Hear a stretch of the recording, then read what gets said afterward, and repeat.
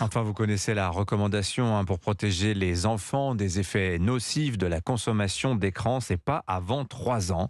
Mais dans la vraie vie, c'est pas toujours aussi simple. Et oui, c'est souvent plus facile de laisser le petit dernier devant un dessin animé ou sur un jeu sur notre smartphone, le temps de préparer à manger par exemple. Mais les conséquences pour leur santé peuvent être désastreuses. Une nouvelle étude japonaise révèle les retards de développement causés par ces écrans de smartphone ou de tablettes. Après observation de 7000 bébés de moins d'un an, les explications de Mélanie Gomez.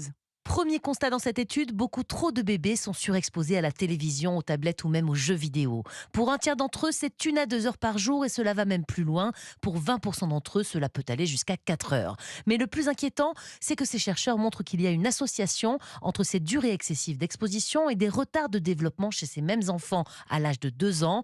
Une preuve de plus, s'il en fallait, que les écrans perturbent le cerveau des plus jeunes, explique le docteur Arnaud Fersdorf, pédiatre à Strasbourg. La passivité du nourrisson devant l'écran empêche toute interaction. L'enfant va avoir un déboulement d'images qui vont redescendre de son cerveau, qui ne sera pas analysé, qui ne lui serviront pas et qui vont le bloquer finalement dans ses progressions des grands apprentissages. Le langage, la sociabilisation, l'échange du regard, le toucher, etc. Alors même si le zéro écran avant 3 ans doit rester la règle, ce pédiatre concède que l'on peut évidemment montrer quelques photos sur un smartphone à un bébé ou même un petit dessin animé, mais 5 à 10 minutes maximum et toujours en interactivité avec un adulte. Mélanie Gomez du service Société d'Europe.